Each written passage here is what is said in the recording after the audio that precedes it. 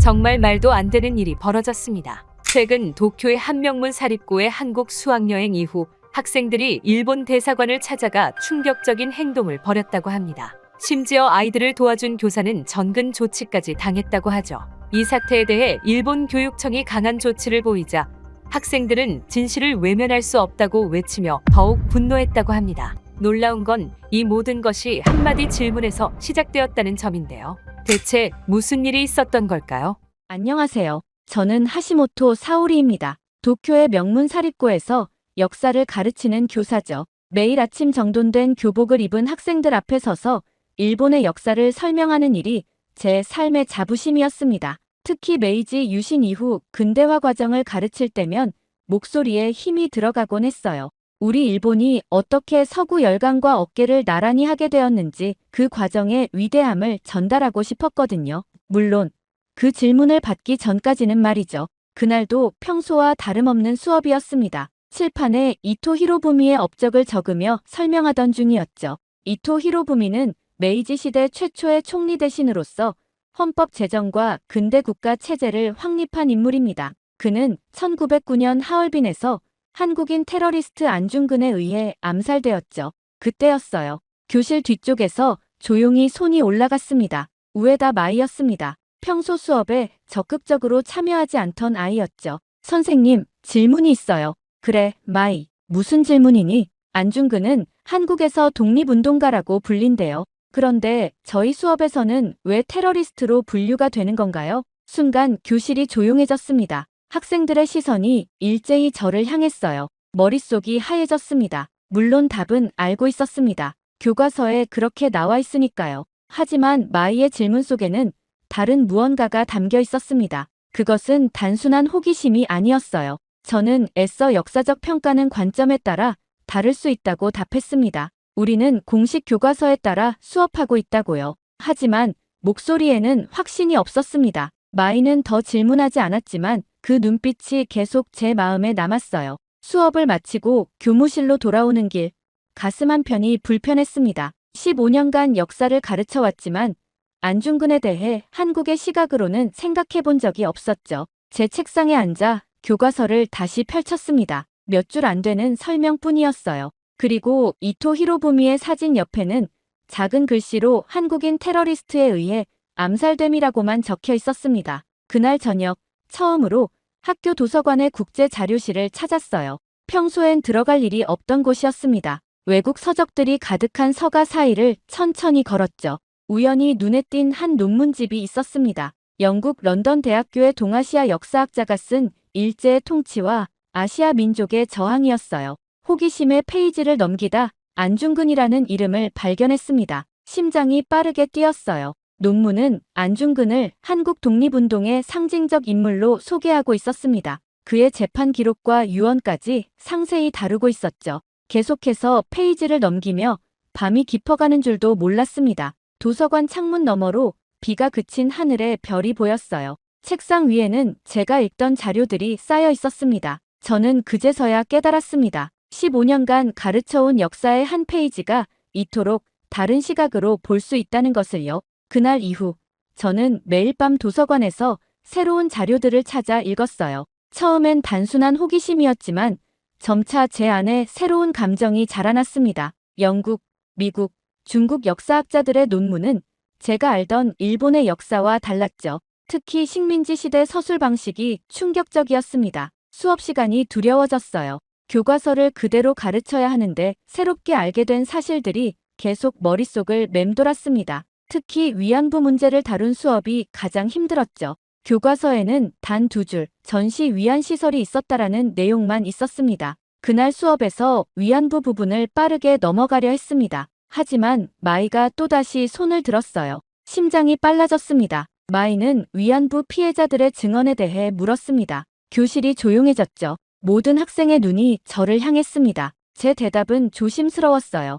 역사적 해석이 다양하다라고 했습니다. 그게 지금의 제가 할 수 있는 최선이었죠. 마이의 눈에는 실망감이 보였습니다. 교실을 나오며 죄책감이 저를 덮쳤어요. 다음 날 교장실로 호출되었습니다. 학부모로부터 민원이 들어왔다고 했죠. 마이의 부모님이 아닌 다른 학생의 아버지였습니다. 하시모토 선생이 교과서와 다른 내용을 언급했다는 내용이었어요. 교장은 날카로운 시선으로 저를 바라봤습니다. 가슴이 조여왔죠. 공식 교육 과정을 충실히 따라주길 바랍니다. 우리 학교는 전통과 명성이 있습니다. 교장의 목소리는 차가웠어요. 저는 작게 고개를 숙였지만 마음속 질문들은 더 커져만 갔습니다. 교무실로 돌아오는 길, 동료 교사 카와무라가 따라왔습니다. 15년 지기 친구였죠. 복도 끝 창가에서 카와무라는 조용히 말했어요. 사오리 선생. 이런 이야기를 꺼내면 교장 선생님도 난처해져요. 모두가 불편해지잖아요. 카와무라의 눈에는 걱정이 가득했습니다. 하지만 저는 더 이상 예전의 제가 아니었어요.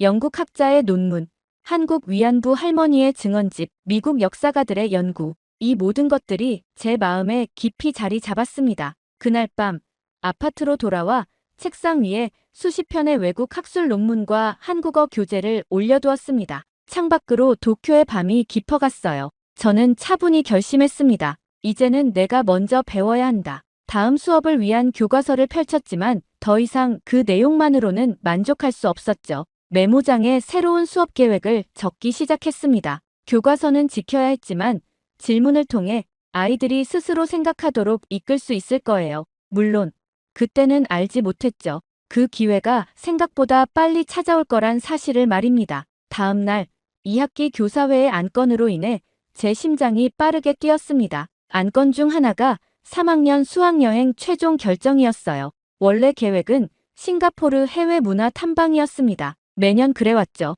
최첨단 도시의 놀라운 건축물 견학, 다국적 문화 체험, 그리고 센토사 섬에서의 휴양까지 학생들이 가장 기대하는 일정이었습니다. 하지만 교장이 예산 문제를 언급했어요. 올해는 학교 리모델링으로 비용이 많이 들었다고 합니다. 수학여행 일정과 비용을 재검토해야 한다고 했죠. 갑자기 제 머릿속에 생각이 떠올랐습니다. 심장이 더 빨리 뛰기 시작했어요. 제안이 있습니다. 제 목소리가 회의실에 울렸습니다. 모든 교사의 시선이 저를 향했어요. 대안으로 서울은 어떨까요? 비행기로 2시간이면 도착하고 비용도 싱가포르보다 저렴합니다. 무엇보다 교육적 의미가 큽니다. 순간 회의실이 조용해졌습니다. 교감 선생님의 얼굴이 굳어졌어요. 하시모토 선생, 학생들을 한국에 보내자는 건가요? 정서적으로 불편할 수 있습니다. 학부모님들도 반대하실 겁니다. 그 말에 가슴이 조여왔지만 저는 전략적으로 접근했습니다. 최근 학생들이 인터넷으로 접하는 정보 때문에 우리 교과서 내용에 의문을 품는 경우가 늘고 있습니다. 한국에 직접 가서 우리가 배우는 역사가 정확하다는 것을 확인시켜주는 것이 중요합니다. 백문이 불여일견이라고 하잖아요. 아이들이 직접 보고 판단할 수 있게 해야 합니다. 제 말에 교사들의 표정이 달라졌습니다. 교장은 관심을 보이며 고개를 끄덕였어요. 확실히 그런 문제가 있긴 하지요. 요즘 아이들은 너무 많은 정보에 노출되어 있어서 수학여행 담당 교사 미야자키가 저를 지지해 주었습니다. 비용 면에서도 합리적이고 교육적 효과도 클 것 같습니다. 학생들이 현장에서 배우는 것은 중요하니까요. 논쟁은 계속되었지만 결국 타협안이 나왔어요. 제한된 인원으로 한일 관계사 확인 탐방이라는 특별 프로그램을 진행하기로 했습니다. 지원자 대상으로 하고 최대 20명까지만 받기로 했죠. 교장은 마지막으로 저를 바라보며 말했습니다. 하시모토 선생이 전적으로 책임지는 조건입니다. 다음 날 3학년 교실에 공지를 붙였습니다. 반응은 예상했던 것보다 더 거셌어요. 학생들이 공지판 앞에 모여 비웃음을 터뜨렸습니다. 한국이라고? 진짜 농담 아니야? 뭐 볼 게 있다고 거기를 가?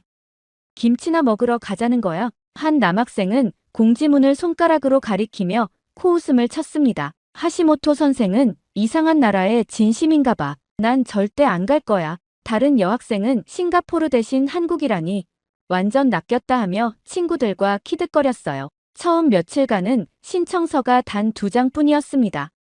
마이는 첫 번째로 신청했습니다. 그 뒤를 이어 역사부 학생들이 신청서를 냈어요. 그리고 의외로 야기료도 참가를 결정했습니다. 평소 무심하던 소년이었는데 이유를 물으니 그냥요, 한국 게임이 재밌어서요라고 대답했죠. 일주일 후 신청자가 15명이 되었습니다. 충분한 인원이었어요. 첫 준비 모임에서 저는 아이들에게 말했습니다. 이번 여행은 단순한 관광이 아니에요. 세상을 직접 확인하는 수업이에요. 학생들의 표정은 다양했습니다. 호기심, 의심, 무관심. 하지만 저는 가슴속에 다른 목표를 품고 있었어요. 이 여행이 그들에게, 그리고 저에게도 큰 변화를 가져올 것이라는 것을요. 준비하면서 밤늦게까지 서울 지도를 펼쳐보고 방문할 장소들을 연구했습니다. 심장이 기대감으로 가득 찼어요.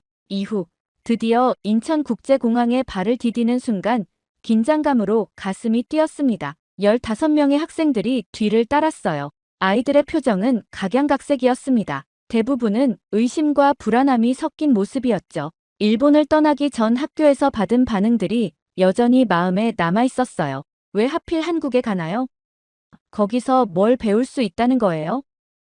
그런 말들이 계속 귓가에 맴돌았습니다. 하지만 인천공항은 우리의 예상과 달랐어요. 넓고 밝은 공간, 첨단 시설들이 놀라웠습니다. 학생 료가 입을 벌리고 주변을 둘러보았죠. 선생님, 생각보다 엄청 현대적이네요. 다른 학생들도 조금씩 긴장을 풀기 시작한 것 같았습니다. 도착 게이트에서 우리를 맞이한 가이드 박지우는 완벽한 일본어로 인사했어요. 하시모토 선생님과 학생 여러분, 서울에 오신 것을 환영합니다. 즐겁고 유익한 시간이 되도록 최선을 다하겠습니다. 그의 따뜻한 미소와 친절한 태도에 아이들의 경계심이 눈에 띄게 누그러들었습니다. 버스로 이동하며 창밖으로 보이는 서울의 모습에 학생들은 조용해졌어요. 고층 빌딩들, 세련된 건물들, 깔끔한 거리. 아이들의 눈에는 호기심이 서서히 피어나고 있었습니다. 미유는 작은 목소리로 물었어요. 선생님, 한국이 이렇게 발전했을 줄 몰랐어요. 첫 목적지는 강남의 현대모터스 쇼룸이었습니다. 가이드의 제안이었어요. 일본 학생들이 관심 가질 만한 곳으로 첫날 일정을 구성했습니다. 미래형 수소차와 전기차 전시관에서 아이들은 서서히 활기를 찾았습니다. 특히 류의 변화가 컸어요. 자동차 마니아였던 그는 기술 설명을 들으며 눈을 빛냈습니다. 선생님, 이건 우리가 배운 이미지랑 달라요. 한국이 이런 기술을 가지고 있을 줄 몰랐어요. 류의 솔직한 감탄에 다른 학생들도 고개를 끄덕였습니다. 처음으로 그들의 선입견이 흔들리는 순간이었어요. 저녁에는 전통 한식당에서 식사를 했습니다. 불고기와 비빔밥, 다양한 반찬들이 테이블을 채웠어요. 처음엔 낯선 음식에 주저했지만 맛을 본 후엔 대부분 학생들이 맛있게 먹었습니다. 점원들이 간단한 일본어로 인사하고 설명해주는 모습에 아이들은 놀라워했어요. 식사 후 미유가 조용히 제게 다가와 속삭였습니다. 선생님, 한국인들이 우리를 싫어할 줄 알았는데 모두 친절하네요. 이상해요. 그 말에 가슴이 조여왔어요. 아이들이 어떤 생각을 갖고 이곳에 왔는지 다시 한번 깨달았습니다. 호텔로 돌아가는 버스에서 학생들은 첫날의 경험을 나누며 이야기꽃을 피웠어요. 처음과는 다른 분위기였습니다. 창밖으로 서울의 밤 풍경이 지나갔고 반짝이는 도시 불빛이 아이들의 눈에도 반사되었습니다. 오늘은 시작에 불과했어요. 내일부터 진짜 역사 탐방이 기다리고 있었습니다. 아이들의 마음이 얼마나 더 열릴 수 있을지, 그들이 어떤 진실을 받아들일 준비가 되어 있을지 알 수 없었어요. 하지만 첫날의 변화만으로도 작은 희망이 생겼습니다. 다음 날 아침, 저는 일찍 일어나 창밖으로 서울의 맑은 하늘을 바라보았습니다. 오늘의 일정을 생각하니 가슴이 무거워졌어요. 서대문 형무소 역사관, 제가 가장 걱정하던 장소였습니다. 학생들이 어떤 반응을 보일지 예측할 수 없었죠. 호텔 로비에서 만난 아이들은 어제와 달리 활기찬 모습이었어요. 첫날의 좋은 인상이 남아있는 듯 했습니다. 버스에 오르며 가이드 박지훈이 오늘의 일정을 설명했어요. 오늘은 서대문 형무소 역사관을 방문합니다. 일제강점기 시대의 역사적 장소입니다. 그 말에 버스 안이 조용해졌습니다. 학생들의 표정이 굳어졌어요. 마이만이 눈을 빛내며 메모장을 준비했습니다. 제 마음속에서는 불안과 기대가 교차했어요. 이것이 아이들에게 어떤 영향을 미칠까? 서대문 형무소에 도착했을 때 학생들은 무심한 표정으로 내렸습니다. 대부분은 관심 없는 척했어요. 류는 귀에 이어폰을 꽂은 채 건물을 힐끗 쳐다보았고 미유는 친구들과 소근거리며 웃고 있었습니다. 평범한 관광지를 방문한 것처럼 가볍게 여기는 모습이었죠. 입구에서 한국인 해설사가 합류했어요. 일본어 통역과 함께 형무소의 역사를 설명했습니다. 이곳은 1908년 일제가 지은 감옥으로 많은 독립운동가들이 수감되고 고문받았던 곳입니다. 아이들은 처음엔 무관심한 표정이었어요. 몇몇은 하품을 하기도 했습니다. 하지만 전시실로 들어가면서 분위기가 달라지기 시작했어요. 좁은 감방, 고문 도구들, 수감자들의 사진과 일기, 특히 일본 헌병 때의 공문서와 명령서가 전시된 곳에서 학생들의 발걸음이 느려졌습니다. 그들의 얼굴에 의문이 서서히 드러났어요. 지하 고문실에 도착했을 때였습니다. 어두운 조명 아래 재현된 고문 장면과 기록들이 있었어요. 해설사의 차분한 목소리가 이어졌습니다. 물고문, 전기고문, 손톱 뽑기, 다양한 고문 방법이 있었습니다. 기록에 따르면 하루에도 몇십 명이 신문을 받았습니다. 료가 갑자기 얼굴을 찌푸리며 이어폰을 빼고 전시물을 자세히 보기 시작했어요. 미유는 더 이상 웃지 않았고 다른 학생들도 조용해졌습니다. 감정이 없는 듯한 그들의 표정 뒤로 혼란스러움이 깃들기 시작했어요.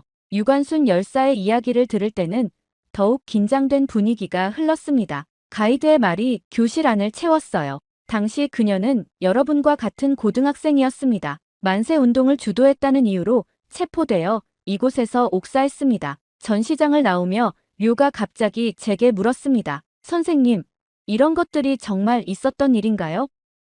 그의 목소리에는 혼란과 불신이 담겨 있었어요. 저는 고개를 끄덕였습니다. 역사적 기록들이 말해주고 있어. 돌아가는 버스 안은 무거운 침묵으로 가득했어요. 웃음소리도 잡담도 없었습니다. 창밖을 바라보는 아이들의 눈빛이 달라져 있었죠. 무언가를 깊이 생각하는 표정이었습니다. 버스가 호텔에 도착하기 전 제가 조용히 말했어요. 우리가 보지 않으면 이 이야기는 그냥 잊히고 말 거야. 다음 날, 저는 아침 일찍부터 긴장했습니다. 오늘은 특별한 만남이 준비되어 있었기 때문이죠. 독립운동가 김태영 선생의 손자 김윤호 씨와의 대화 시간이었습니다. 처음 일정을 짤 때부터 가장 신경 쓴 부분이었어요. 학생들이 직접 역사의 산증인을 만나는 시간, 그것은 교과서로는 느낄 수 없는 경험이 될 테니까요. 호텔 회의실에는 의자들이 반원 형태로 놓여 있었습니다. 김윤호 씨는 약속 시간보다 일찍 도착해 있었어요. 60대 중반의 단정한 차림새, 따뜻한 미소를 지닌 분이었습니다. 학생들이 하나둘 들어오는 동안 그는 테이블 위에 오래된 사진첩과 문서들을 정리하고 있었어요. 안녕하세요. 일본에서 오신 여러분. 김윤호 씨는 유창한 일본어로 인사했습니다. 학생들은 예상치 못한 일본어 인사에 놀란 얼굴이었어요. 저는 도쿄대학에서 유학했습니다. 일본과 한국, 두 나라 모두 제 마음의 고향입니다. 그의 부드러운 시작에 긴장했던 분위기가 조금 누그러들었습니다. 김윤호 씨는 천천히 할아버지 이야기를 시작했어요. 제 할아버지 김태영은 1919년 3.1 만세운동에 참여했다가 체포되어 서대문형 무소에 수감되었습니다. 그리고 그곳에서 3년간 옥살이를 했지요. 그는 조심스럽게 낡은 사진첩을 펼쳤습니다. 흑백 사진 속에는 젊은 남자가 학생복을 입고 있었어요. 이것이 할아버지의 학창 시절 모습입니다. 그리고 이건 그가 다음 페이지를 넘겼습니다. 체포 당시 일본 신문 기사입니다. 미유가 몸을 앞으로 기울이며 사진을 자세히 보았습니다. 떨리는 손으로 오래된 신문 기사를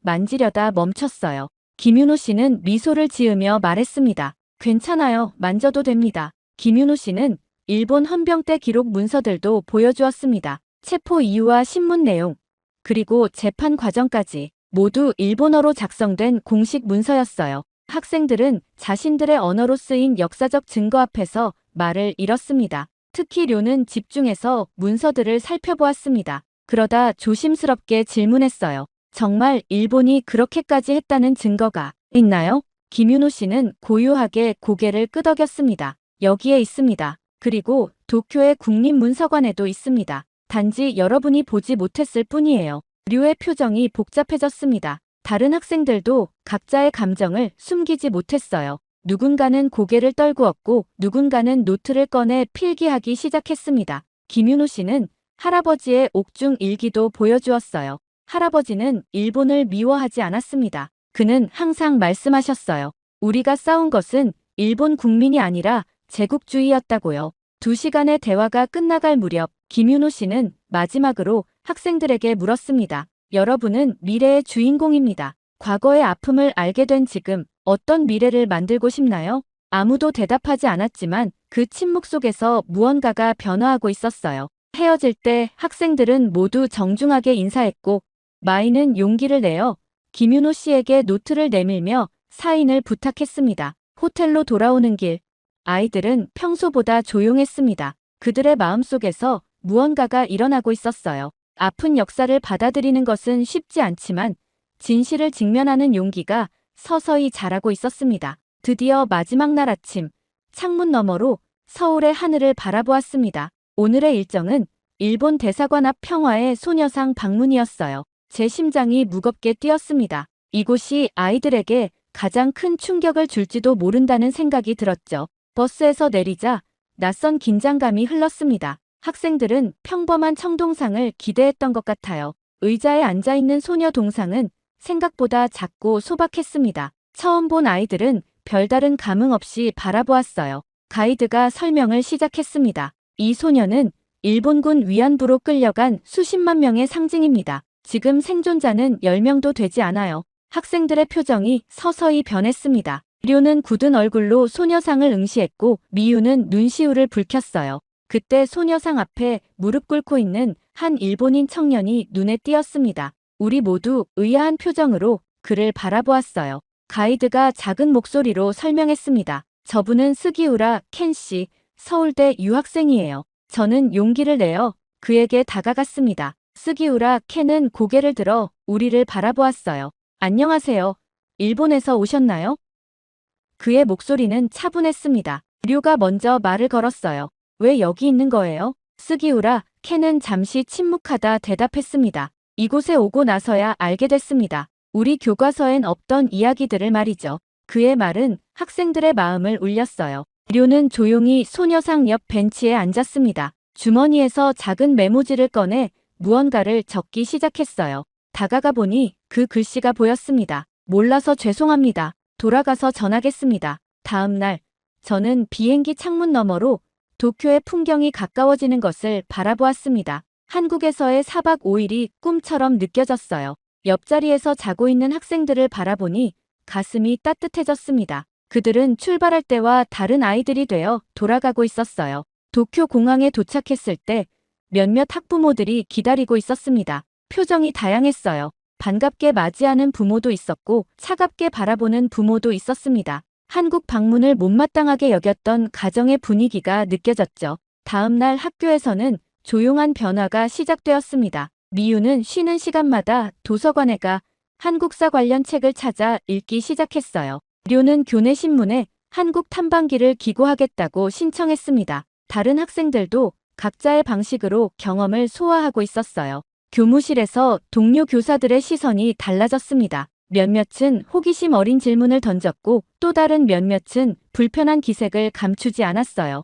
카와무라는 조심스레 제게 다가와 말했습니다. 사오리 선생, 일본 대사관 앞 소녀상 방문이 문제가 되고 있어요. 몇몇 학부모님들이 교장 선생님께 전화했답니다. 가슴이 무거워졌지만 후회는 없었어요. 그날 오후 예상대로 교장실로 호출되었습니다. 교장 책상 위에는 여러 통의 편지가 놓여 있었어요. 모두 항해 내용이었습니다. 하시모토 선생, 수학여행의 목적은 무엇이었습니까? 학생들에게 불필요한 반성 감정을 심어준 것 같은데요. 교장의 목소리는 차가웠습니다. 저는 침착하게 대답했어요. 진실을 보여주는 것이었습니다. 역사는 다양한 시각에서 볼 수 있다는 것을 아이들이 직접 경험하도록 하는 것이었죠. 긴 침묵 끝에 교장은 서류 한 장을 내밀었습니다. 전근 명령서였어요. 나가사키 지역의 작은 학교로 발령이 났다고 했습니다. 충격이었지만 예상했던 결과였어요. 다음 학기부터 발령됩니다. 그때까진 수업에만 집중해주세요. 교무실로 돌아오는 길이 유난히 길게 느껴졌습니다. 창밖으로 운동장에서 뛰어노는 학생들이 보였어요. 5년간 정들었던 학교를 떠나야 한다는 생각에 눈시울이 뜨거워졌습니다. 그런데 떠나기 전날 예상치 못한 일이 일어났어요. 마지막 수업을 마치고 교실을 나서려는데 문이 열리고 학생들이 들어왔습니다. 한국 탐방에 참여했던 아이들뿐만 아니라 다른 반 학생들도 있었어요. 마이가 대표로 나서서 작은 노트를 건넸습니다. 선생님, 저희가 한국에서 쓴 일기예요. 이건 저희의 진실이에요. 노트를 펼쳐보니 학생들의 솔직한 감정이 담겨 있었습니다. 충격, 혼란, 의심, 그리고 서서히 피어난 이해와 성찰까지 가슴이 벅차올랐어요. 나가사키행 기차에 오르던 날, 플랫폼에는 예상보다 많은 학생들이 나와 있었습니다. 류도 있었어요. 그는 쑥스러운 듯 손을 흔들었습니다. 기차가 움직이기 시작할 때까지 아이들은 손을 흔들었어요. 창밖으로 점점 작아지는 아이들의 모습을 바라보며 다짐했습니다. 진실을 아는 사람이 더 많아져야 해. 이건 끝이 아니야. 시작이야. 나가사키로 가는 긴 여정 동안 학생들이 준 노트를 다시 읽었습니다. 류의 글이 특히 눈에 띄었어요. 선생님, 처음엔 이해할 수 없었습니다. 하지만 이제 알겠어요. 역사를 아는 것은 미래를 위한 일이라는 것을요. 창밖으로 흐르는 풍경처럼 제 마음속에는 새로운 희망이 피어나고 있었습니다. 이건 끝이 아닌 진정한 시작이었으니까요. 정말 믿을 수 없는 일이 일어났습니다. 최근 400년 전에 한 고대 문서가 발견되면서 전 세계가 발칵 뒤집어졌다고 합니다. 충격적인 건 그 문서의 예언이 모두 맞아떨어졌다는 점이죠. 이 사실에 많은 이들이 한국으로 떠났고 연구를 진행하던 한 미국 유명 역사 교수는 이런 발언까지 했다고 하는데요. memo documents, including some of my former colleagues at Harvard in particular, saying we 대체 무슨 일이 있었던 걸까요?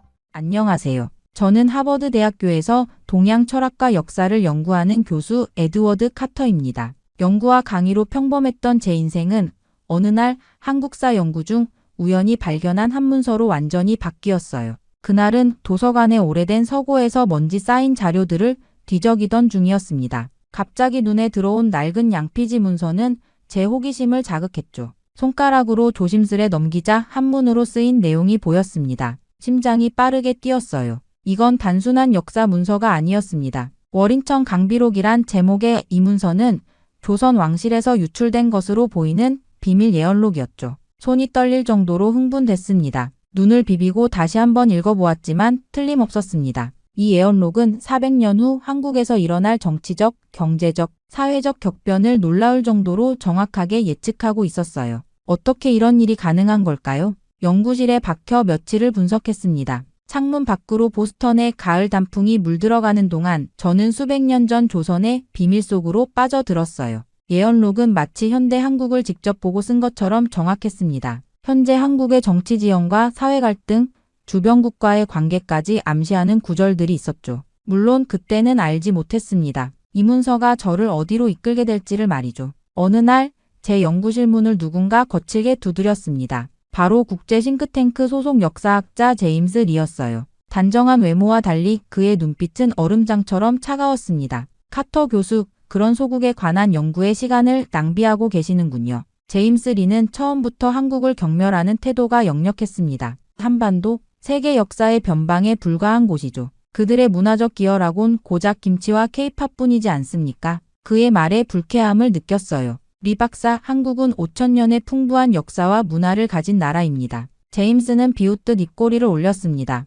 그들은 항상 강대국 사이에서 휘둘려왔죠. 자체적인 문명 발전도 없이 중국의 그림자에 숨어있던 나라에 무슨 의미 있는 예언이 있겠습니까? 그런 나라의 몰락은 이미 예정된 수순일 뿐이에요. 그의 뻔뻔한 무시에 충격을 받았습니다. 제임스, 당신은 한국에 대해 너무 무지합니다. 그 예언록은 깊은 통찰력을 담고 있어요. 제임스는 예언록을 훑어보더니 더욱 확신에 찬 목소리로 말했습니다. 이것은 명백히 한국의 몰락을 예고하는 문서군요. 세계는 이 사실을 알아야 합니다. 저는 이 문서를 국제사회에 공개할 겁니다. 저는 단호하게 반대했어요. 그건 매우 위험한 생각입니다. 역사적 맥락 없이 해석된 예언은 불필요한 혼란만 가져올 뿐이에요. 제임스는 코웃음을 쳤습니다. 카터 교수, 한국 같은 작은 나라의 운명이 세계에 그리 중요하다고 생각하십니까? 그들은 늘 그래왔습니다. 분열되고 갈등하고 결국엔 쇠퇴하는 게 그들의 역사적 패턴이죠. 그의 무례함에 화가 났지만 냉정을 유지했어요. 당신의 편견 섞인 시각으로는 이 문서의 진정한 가치를 볼 수 없을 겁니다. 더 신중하게 접근해야 합니다. 제임스는 떠나면서 으름장을 놓았습니다. 곧 모두가 진실을 알게 될 겁니다. 한국의 몰락은 이미 시작되었어요. 그렇게 제임스 리와의 불편한 만남 이후 저는 예언록에 더 깊이 빠져들었습니다. 밤낮 없이 연구실에서 한 구절 한 구절을 해석하며 현대 한국의 상황과 비교했어요. 그러던 어느 날 인터넷 뉴스를 보다가 몸이 얼어붙었습니다. 한중 외교 갈등 고조, 중국 한국 상품 불매 운동 확산, 화면을 노려보는 제 손이 떨리기 시작했어요. 예언록의 한 구절이 번개처럼 떠올랐습니다. 붉은 용이 다시 태어나 천년의 왕도를 넘볼 것이며 검은 안개가 한반도를 뒤덮을 것이다. 숨이 막혔어요. 붉은 용은 명백히 중국을 의미했습니다. 그리고 검은 안개란 한국의 경제 위기와 정치적 혼란을 암시하는 것 같았죠. 어떻게 400년 전 문서가 이토록 정확한 예언을 담고 있을 수 있을까요? 다음 날도 새로운 뉴스가 들려왔습니다. 한국 대기업 총수 비리 의혹, 경제 불안 가중. 순간 또 다른 예언 구절이 생각났어요. 왕의 자리를 차지한 상인들이 스스로 무너질 것이며 그 여파로 백성들이 거리에 쏟아져 나올 것이다. 이건 우연이 아니었습니다. 하나하나 맞아떨어지는 예언의 등골이 오싹했어요. 수첩의 예언과 현실 사건의 연관성을 빠르게 적어 내려갔죠. 예언이 이대로 계속된다면 한국은 정말 심각한 위기를 맞게 될지도 모른다는 불안감이 들었습니다. 그러나 동시에 학자로서의 냉정함을 유지하려 노력했어요. 이런 예언은 해석하기 나름이며 여러 관점에서 바라볼 수 있다는 것을 알고 있었습니다. 제임스 리처럼 부정적으로만 해석할 필요는 없었죠. 그런데 뉴스 한 켠에서 익숙한 얼굴을 발견했습니다. 제임스 리였어요. 그는 CNN과의 인터뷰에서 당당하게 말하고 있었습니다. 한국은 역사적으로 항상 강대국 사이에서 휘둘려 왔습니다. 최근 발견된 예언 문서는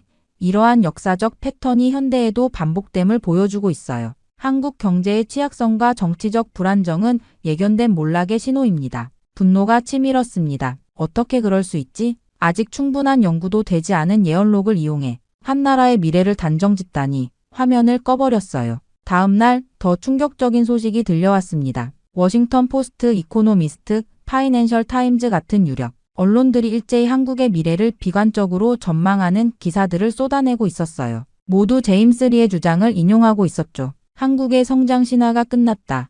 한반도 강대국의 각축장으로 다시 전락하나. 제임스 리의 주장에 동조하는 세력들이 한국의 사회적 문제를 부각시키며 국제적 여론전을 벌이고 있었습니다. 그들은 마치 한국의 몰락이 기정사실인 것처럼 이야기했어요. 예언록을 다시 펼쳐들었습니다. 이 문서가 정말 한국의 운명을 예고하는 것일까요? 아니면 다른 의미가 있는 걸까요? 저는 더 깊이 연구에 몰두하기로 결심했어요. 그렇게 예언의 의미를 파헤치기 위해 늦은 밤까지 연구실에 남아있던 어느 날 이상한 기척을 느꼈습니다. 창밖으로 시선을 돌리자 주차장에 검은 세단이 보였어요. 평소에는 없던 차였죠. 다음 날 아침 집을 나서는데 같은 차가 대학 앞에 주차되어 있었습니다. 우연이라고 생각했지만 세 번째 날에도 그 차를 발견하자 불안감이 엄습했어요. 저는 평소와 다른 길로 돌아서 학교로 향했습니다. 뒤를 돌아보니 검은 정장 차림의 남자가 저를 따라오고 있었어요. 심장이 빠르게 뛰었죠. 이건 단순한 역사 연구가 아니었습니다. 누군가 저를 감시하고 있었어요. 연구실에 도착해 문을 잠그고 예언록 원본을 확인했습니다. 그런데 이상했어요. 몇 페이지가 없어졌습니다. 누군가 침입해서 일부 내용을 가져간 겁니다. 경보 시스템을 확인했지만 이상 징후는 없었어요. 이건 전문가의 소행이었죠. 컴퓨터를 열자 이메일함이 해킹된 흔적이 보였습니다. 누군가 제 통신을 감시하고 있었어요. 그때 이상한 메일이 눈에 띄었습니다. 발신자명은 없고 본문에는 한국에는 그 누구도 건드려서는 안 될 세력이 있다라는 경고만 있었죠. 자료를 뒤져보니 충격적인 단서를 발견했습니다. 한국의 몇몇 대기업과 정부 정보기관이 함께 움직이는 비밀 조직에 관한 암호화된 문서였어요. 그들은 예언록의 존재를 지우려 하고 있었습니다. 하지만 왜일까요? 더 깊이 파고들자 그 조직이 푸른딸이라는 암호명으로 활동한다는 사실을 알게 되었어요. 이건 예언록의 마지막 구절과 연결되는 것이었습니다.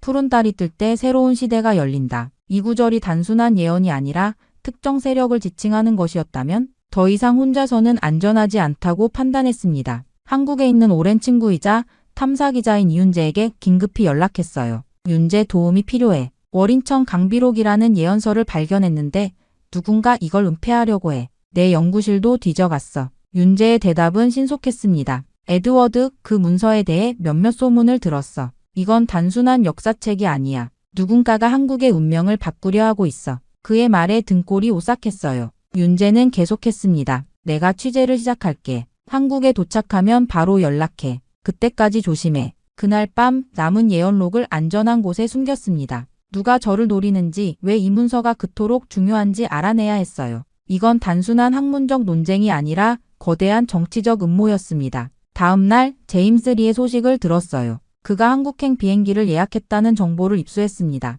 대학 동료에게서 들은 말에 따르면 제임스는 예언이 정확히 내 예상대로 진행되고 있다. 직접 한국에 가서 확인해야겠다라고 말했다고 해요. 제임스가 왜 그토록 한국의 몰락을 확신하는지, 그가 정말 개인적 편견으로 움직이는 것인지 아니면 다른 의도가 있는지 의심스러웠습니다. 제 직감은 그가 단순한 역사학자가 아니라는 것을 말해주고 있었어요. 노트북의 예언록 내용을 암호화에 저장하고 한국행 티켓을 예약했습니다. 누가 뒤에서 움직이고 있든 이 수수께끼를 풀기 위해서는 직접 한국으로 가야 했어요. 그곳에서 윤재를 만나 함께 진실을 파헤쳐야 했습니다. 그렇게 한국행 비행기 티켓을 예약한 후 마음 한편에선 불안감이 자리 잡았어요. 혼자서 이 문제를 파헤치는 것은 위험할 수도 있겠다는 생각이 들었습니다. 특히 누군가가 저를 감시하고 있다면 말이죠. 그래서 출발 전 한 사람을 만나기로 결심했습니다. 바로 하버드대에서 한국사를 가르치는 오랜 동료이자 친구인 존 밀러 교수였어요. 존의 연구실은 저와는 달리 항상 정돈되어 있었습니다.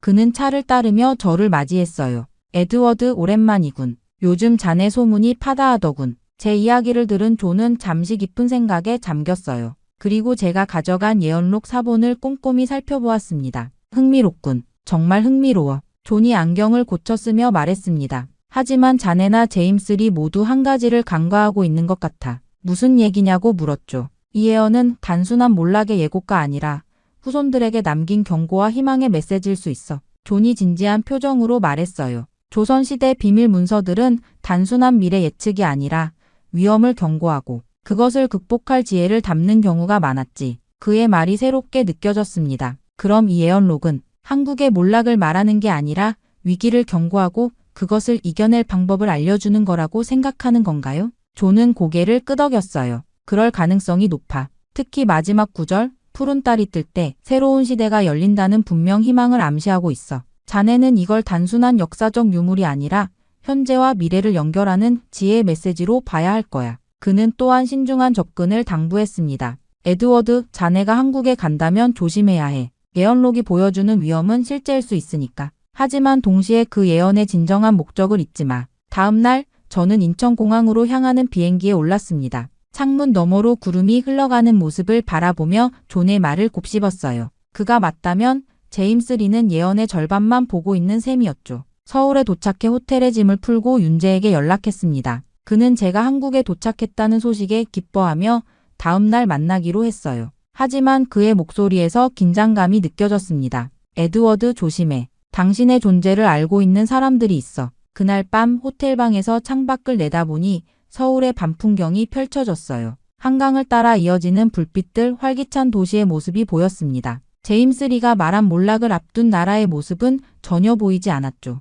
그런데 뉴스를 보니 제임스 리도 서울에 도착했다는 소식이 나왔습니다. 그는 인터뷰에서 여전히 한국의 미래를 어둡게 전망했어요. 이 나라는 예언된 운명을 피할 수 없을 것입니다. 하지만 카메라에 잡힌 그의 표정에서 미묘한 혼란이 느껴졌습니다. 마치 그가 예상했던 것과 다른 것을 목격한 사람처럼 보였어요. 제임스 리는 한국에서 무엇을 경험하고 있는 걸까요? 다음 날 아침 저는 호텔 로비에서 윤재를 만났습니다. 그와 함께 예언록의 의미를 파헤치기로 한 거죠. 그런데 로비 TV에서 흥미로운 장면이 중계되고 있었어요. 제임스 리가 서울 시내를 돌아다니며 취재하는 모습이었습니다. 저 사람이 제임스 리군요? 윤재가 물었어요. 맞아요. 한국의 몰락을 예언한다며 국제적으로 부정적 여론을 퍼뜨리던 그 사람이죠. TV 속 제임스는 서울 광화문 광장에 서서 주변을 둘러보고 있었어요. 그의 표정이 혼란스러워 보였습니다. 카메라는 활기찬 도시의 모습, 질서 있게 움직이는 시민들, 첨단 기술과 전통이 어우러진 풍경을 담고 있었죠. 흥미로웠어요. 윤재, 제임스의 행적을 좀 쫓아볼까요? 그가 한국에서 무엇을 경험하고 있는지 궁금하네요. 우리는 제임스가 방문했다는 종로 일대로 향했습니다. 그곳에서 우연히 제임스를 발견했어요. 그는 전통시장을 둘러보고 있었죠. 우리는 멀리서 그를 관찰했습니다. 제임스는 분명 혼란스러워 보였어요. 그는 경제 불안과 사회 갈등을 목격하러 왔지만 현실은 달랐습니다. 시장은 활기찼고 사람들은 웃으며 대화를 나누고 있었어요. 할인 가격을 외치는 상인들, 흥정하는 손님들, 서로를 도와주는 이웃들. 제임스가 예상했던 몰락의 그림자는 보이지 않았죠. 특히 인상적인 장면이 있었습니다. 한 노인이 무거운 짐을 들다가 비틀거리자 주변 사람들이 즉시 달려가 도와주었어요. 그 모습을 본 제임스의 표정이 묘했습니다. 제임스는 한 할머니의 찐빵 가게 앞에 멈춰 섰어요. 할머니는 그에게 환한 미소로 찐빵을 권했습니다. 제임스가 영어로 질문하자 할머니는 서툰 영어로 답했어요. 한국이 지금 어려움을 겪고 있다고 들었는데 어떻게 생각하세요? 제임스가 물었습니다. 할머니는 잠시 생각하더니 대답했어요. 힘든 시절도 많았지만 우리는 항상 버텨왔어요. 앞으로도 그럴 거예요. 그 단순하지만 강인한 말에 제임스의 표정이 변했습니다. 할머니는 계속해서 이야기했어요. 우리나라는 5,000년 동안 수많은 어려움을 겪었지만 항상 이겨냈어요. 지금의 문제도 곧 해결될 겁니다. 제임스는 할머니가 내민 찐빵을 받아들었어요. 그의 눈에 혼란이 가득했습니다. 그가 읽은 기사들, 그가 분석한 데이터들은 한국의 몰락을 예고했지만 눈앞의 현실은 달랐어요. 우리는 계속해서 제임스를 따라다녔습니다. 그는 대학가로 향했어요. 학생들은 열정적으로 토론하고 있었고 스타트업을 꿈꾸는 청년들은 카페에 모여 미래를 계획하고 있었죠. 제임스는 한 대학생 그룹과 대화를 나눴어요. 그들은 국가의 문제점을 정확히 인식하면서도 그것을 해결할 방법을 모색하고 있었습니다. 저녁이 되자 제임스는 한강변을 거닐었어요. 그곳에서 가족들이 소풍을 즐기고 연인들이 산책하고 노인들이 건강하게 운동하는 모습을 보았죠. 그의 얼굴에 의문이 깊어졌습니다. 제임스의 편견이 흔들리고 있어요. 윤재가 말했습니다. 그는 한국의 몰락만을 보려고 했지만 실제 한국인들의 삶과 정신을 마주하게 된 거죠. 저는 고개를 끄덕였어요. 맞아요. 예언록이 말하는 위기는 실제할지 모르지만 그게 한국의 전부는 아니니까요. 제임스는 이제야 그 사실을 깨닫고 있는 것 같아요. 그날 밤 윤재와 저는 호텔방에서 예언록을 더 자세히 분석했습니다. 예언이 현대 한국의 상황과 맞아떨어지는 부분이 많았지만 여전히 붉은 용과 검은 안개의 정확한 의미는 불분명했어요. 윤재 처음에는 붉은 용이 명백히 중국을 지칭하는 것 같았어. 그런데 뭔가 더 깊은 의미가 있을 것 같아. 예언록 원문을 다시 훑어보며 말했습니다. 윤재는 노트북을 열고 최근의 한국 뉴스들을 보여주었어요. 에드워드 이것 봐요. 최근 한국을 둘러싼 국제 정세를 살펴보면 단순히 중국만의 문제가 아니에요. 러시아, 일본, 미국 등 여러 강대국들이 한반도에 영향력을 행사하려 하고 있어요. 그의 말에 무언가 떠올랐습니다. 예언록의 또 다른 구절이었죠. 붉은 용은 하나가 아니라 여럿이며 그들은 서로 다른 모습을 하고 있으나 모두 왕도를 넘보는 마음은 같을 것이다. 맞아. 붉은 용은 특정 국가가 아니라 한반도에 영향력을 행사하려는 모든 외부 세력을 의미하는 거야. 흥분된 목소리로 말했어요. 윤재도 눈을 빛냈습니다. 그렇다면 검은 안개는요? 이것도 특정 사건이나 인물이 아닐 수 있어요. 우리는 최근 한국 사회의 내부 문제들을 살펴보았어요. 정치적 갈등, 세대 간 대립, 경제적 불평등, 지역 갈등. 이 모든 것들이 한국 사회를 분열시키고 있었죠. 윤재 검은 안개는 한국 내부의 갈등과 분열을 의미하는 것 같아. 외부 세력의 개입만큼이나 위험한 건 내부의 분열이라는 거지. 제 생각을 말했어요. 윤재는 고개를 끄덕였습니다. 맞아요. 외부 세력이 한국을 위협할 수 있는 건 우리 내부의 갈등이 있기 때문이죠. 우리가 하나로 뭉치면 그 어떤 외부 세력도 우리를 위협할 수 없어요. 그때 문득 깨달음이 왔습니다. 이 예언은 몰락을 예고하는 게 아니야. 위기의 원인을 정확히 짚어주고 그것을 극복할 방법까지 알려주는 거였어. 다음 날 아침 커피숍에서 우연히 제임스 리를 마주쳤어요. 그는 혼자 앉아 노트북으로 무언가를 열심히 적고 있었습니다. 제가 다가가자 그는 놀란 표정을 지었어요.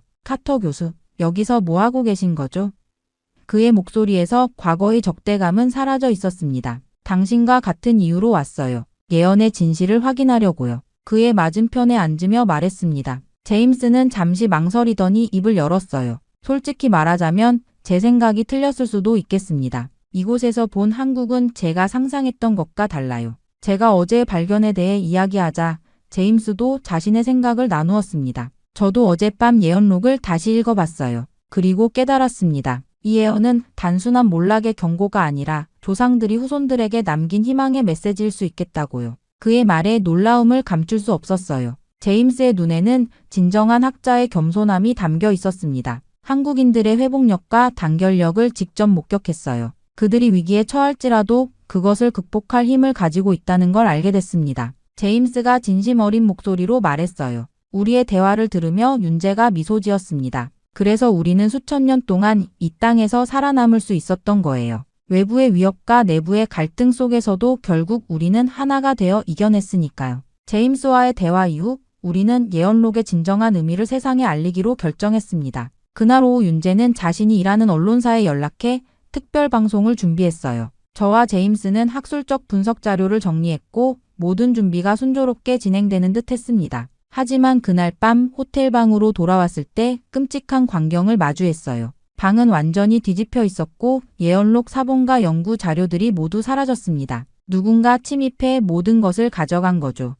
누가 이런 짓을. 방을 둘러보며 충격에 빠졌어요. 곧바로 윤재에게 전화했습니다. 그런데 더 놀라운 소식이 기다리고 있었죠. 에드워드, 큰일이에요. 방금 회사 서버가 해킹당했어요. 우리가 준비한 모든 자료와 방송 계획이 삭제됐어요. 윤재의 목소리에는 당혹감이 가득했습니다. 상황이 심각해졌어요. 누군가 우리의 행동을 예측하고 방해하고 있었죠. 제임스에게도 연락했는데 그 역시 비슷한 상황이었습니다. 제 노트북이 해킹됐어요. 예언록에 관한 모든 파일이 암호화되어 접근할 수 없게 됐습니다. 제임스가 말했어요. 다음 날 아침 우리 셋은 조용한 카페에서 만났습니다. 주변을 경계하며 작은 목소리로 대화를 나눴어요. 이건 분명 조직적인 움직임이에요. 누군가 예언록의 공개를 극도로 두려워하고 있어요. 윤재가 말했습니다. 제임스는 생각에 잠겼다가 결연한 표정으로 입을 열었어요. 제가 도울게요. 더 이상 한국을 비하하는 게 아니라 진실을 알리는 데 힘을 보태겠습니다.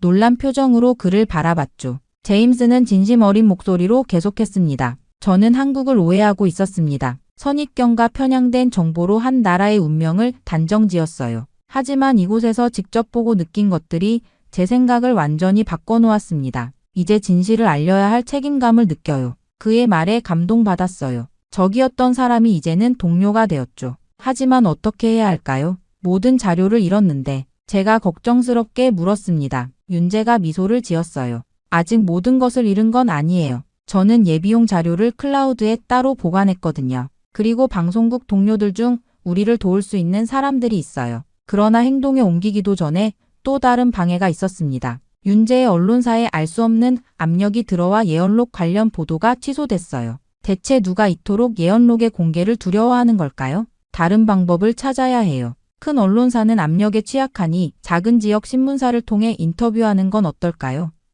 제임스가 제안했습니다. 그날 밤 호텔 로비에서 수상한 남자들이 우리를 주시하는 것을 발견했어요. 그들은 분명 우리를 감시하고 있었죠. 심장이 빠르게 뛰었습니다. 시간이 얼마 남지 않은 것 같았어요. 내일 아침 일찍 움직여야 해요. 제가 아는 작은 지역 신문사가 있어요. 규모는 작지만 정직한 기사로 신뢰받는 곳이에요. 그들은 외부 압력에 쉽게 굴복하지 않을 거예요. 윤재가 작은 목소리로 말했습니다. 제임스는 결연한 표정으로 고개를 끄덕였어요. 제가 아는 해외 학술지 편집자에게 연락해 볼게요. 작은 규모지만 영향력 있는 곳이에요. 이제 진실을 알릴 때입니다. 방으로 돌아가기 전 제임스가 제 손을 꽉 잡았습니다. 카터 교수, 정말 미안해요. 제가 얼마나 편협했는지 이제야 깨닫게 됐습니다. 한국은 제가 생각했던 것보다 훨씬 강인하고 현명한 나라예요. 다음 날 아침 윤재의 계획대로 작은 지역 신문사를 찾았습니다. 이곳은 서울 변두리에 있는 작은 사무실이었지만 정직한 보도로 독자들의 신뢰를 얻고 있는 곳이었어요.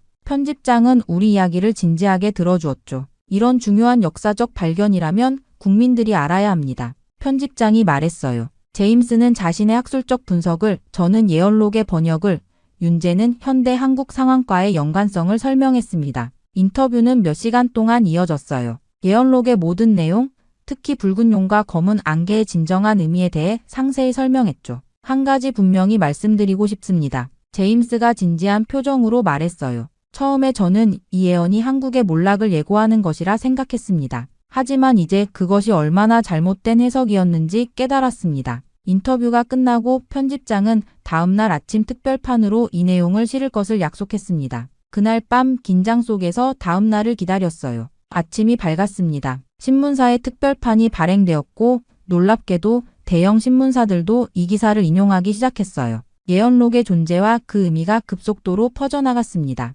한국 사회는 처음에는 혼란에 빠졌어요. 일부는 미신이라고 일축했고 또 다른 이들은 공포에 사로잡혔죠. 하지만 점차 예언의 진정한 의미를 이해하는 목소리가 커졌습니다. 이혜연은 우리에게 거울을 들이대고 있다. 한 사회평론가는 말했어요. 외부 세력의 개입과 내부 갈등이 얼마나 우리를 약화시키는지 보여주는 거울이다. 시민들은 거리에서 온라인에서 예언의 의미를 토론하기 시작했습니다. 놀랍게도 이 고대 예언록은 현대 한국 사회가 자신을 되돌아보는 계기가 되었어요. 일주일 후 제임스는 미국으로 돌아가기 전 마지막 인터뷰를 했습니다. 예언이 말하는 것은 몰락이 아니라 스스로를 돌아보고 더 나은 미래를 만들라는 메시지였습니다. 한국인들의 끈기와 지혜를 직접 목격한 지금 저는 이 나라의 미래가 밝다고 확신합니다. 공항에서 그와 작별 인사를 나눴어요. 카터 교수, 당신 덕분에 제 시각이 완전히 바뀌었습니다. 감사합니다. 제임스가 떠난 후 윤재와 저는 남산타워에 올라 서울 전경을 바라보았습니다. 해가 지고 도시의 불빛이 하나둘 켜지기 시작했어요. 에드워드, 예언록의 마지막 문장 기억나요?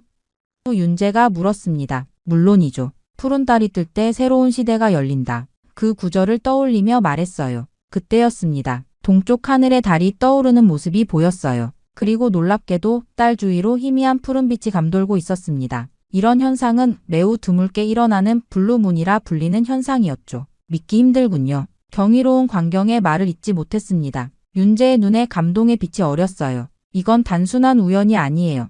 이 마지막 구절은 예언이 아니라 후손들에게 남긴 희망과 용기의 메시지였던 거예요. 그 순간 깨달았습니다. 400년 전 예언자는 단순히 미래를 예측한 것이 아니라 먼 후손들에게 지혜와 희망을 전하고 싶었던 거예요. 푸른 달은 위기 속에서도 새로운 시작이 가능하다는 상징이었죠. 서울의 밤하늘에 떠오른 푸른 달빛 아래 도시는 여전히 활기차게 움직이고 있었습니다. 한국은 예언이 말한 위기를 맞을지도 모르지만 그것을 극복할 지혜와 용기 또한 가지고 있다는 확신이 들었어요. 자, 이제 우리도 미국으로 돌아갈 시간이군요. 마지막 서울의 풍경을 눈에 담으며 말했습니다. 다음에 올 때는 더 밝은 한국을 볼 수 있을 거예요. 윤재가 미소 지으며 말했죠. 푸른 달빛 아래 우리는 미래에 대한 희망을 가슴에 품고 천천히 발걸음을 옮겼습니다. 비행기 안에서 창밖을 바라보며 지난 며칠간의 일을 돌이켜 보았어요. 이번 여정은 단순한 학문적 발견을 넘어 제 인생의 큰 전환점이 되었습니다. 한국이라는 나라,